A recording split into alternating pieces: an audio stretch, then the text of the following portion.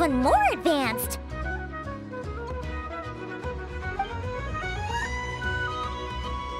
Traveler! Paimon! Got more scrap for me? Thanks. Well, thanks to your help, I can now announce that the Krumkake Craftshop console upgrade plan is complete. Which means I'm good on materials for now. But don't be a stranger. You can come hang out with me and Anefa anytime.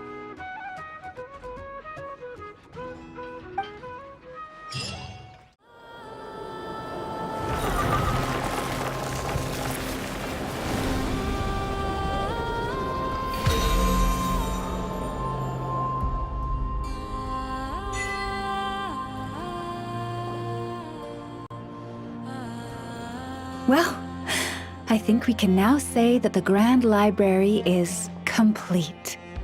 Next, we'll need to find somewhere to put the bird stands, cushions, and deposit boxes.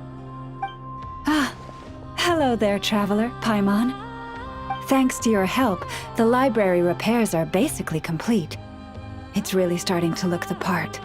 What about that other stuff you just mentioned? Are you planning on putting all that in the library too? Yes. That said, it's too big of a job for me to handle alone.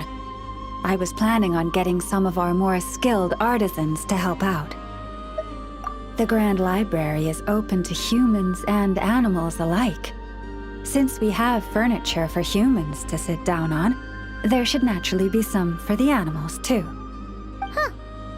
Yeah, that does kind of make sense.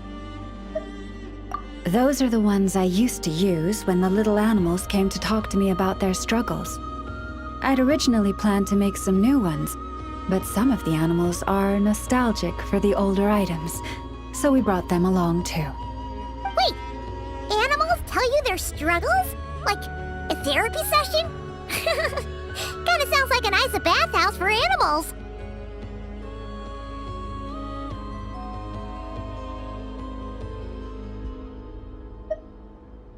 This is one of my duties as Moon Chanter. I would not call it hard work. And it's true. All living things have a need to feel heard. I have always encouraged everyone to come to me without reservation, whatever troubles they may be facing. Hiding your thoughts deep in your heart will not solve anything. In fact, it often makes the problem worse. Oh, well, I've never looked at the numbers, but my sense is that the animals consult me more often. After all, my daily routine is more or less the same as that of my people, and they don't usually come during work hours. It's only when I have free time that I get the occasional human visitor. Animals, on the other hand, lead very different routines from us. Sheik badgers tend to visit in the early morning hours, while ibises often drop by after sunrise. Finches come in flocks during the afternoon, chirping and chattering away. The rhyme-horned deer visit at dusk, mostly alone, though sometimes with one or two friends. And once night has fallen, I get the odd weasel thief burrowing into my home. Oh, but that leaves you with no time to yourself at all. It truly is. There was one time when a weasel thief stole some pine cones that a group of finches was hoarding. It must have been around 20 finches that flew to my bedside in the dead of night to protest the transgression.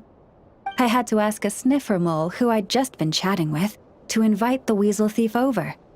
It took a lot of work to convince it to reveal where the pine cones were.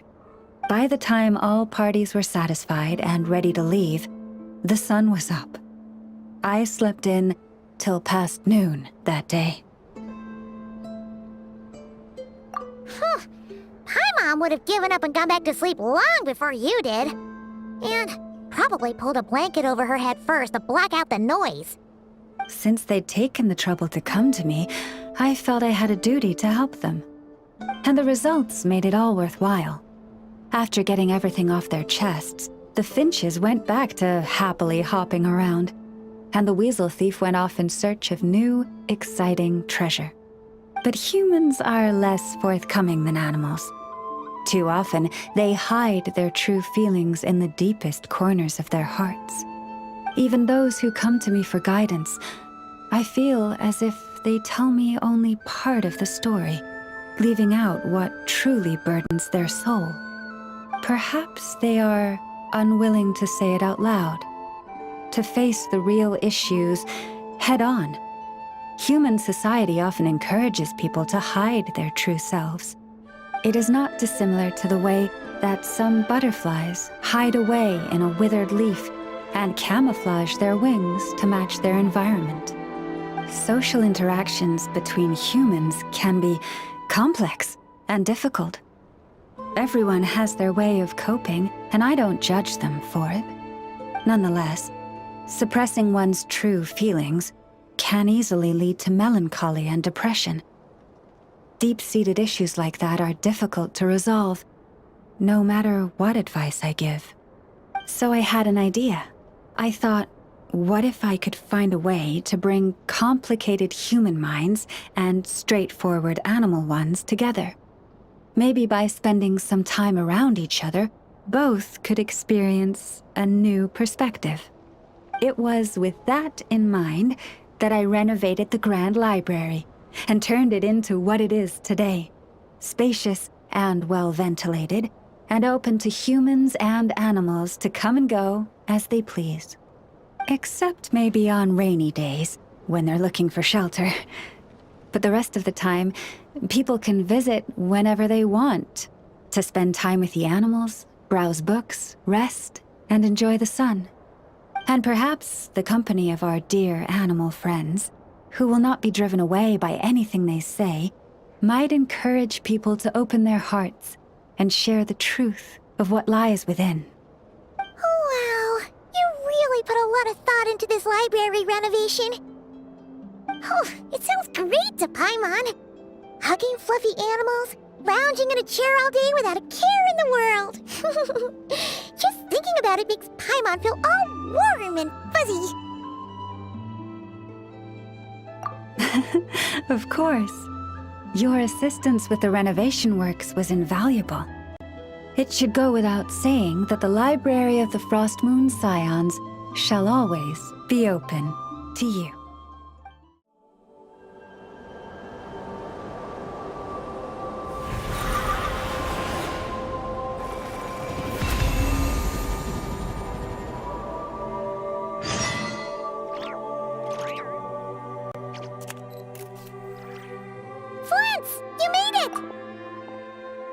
Why, of course. I owe you both my thanks. This lighthouse looks a fair sight better now that it's being maintained. Our pleasure! Although, it seems like even with a functioning lighthouse, this whole place is still really dark. There are some places the light doesn't even reach. Indeed. In the graveyard, it seemed as if even time itself had forever paused at the close of the battle that night. I never had any intention of changing this, but it seems that by lighting the lighthouse you have set time in motion once again. If you mean to ask whether I shall be inconvenienced in any way, the answer is no. Life comes in cycles. Even without us, the ghosts that linger here would slowly disappear and return to the ley lines. So do not worry that this lighthouse cannot shine upon every last corner of the island. As the ghosts gradually leave, so too will the fog that envelops the area. The sun must rise eventually.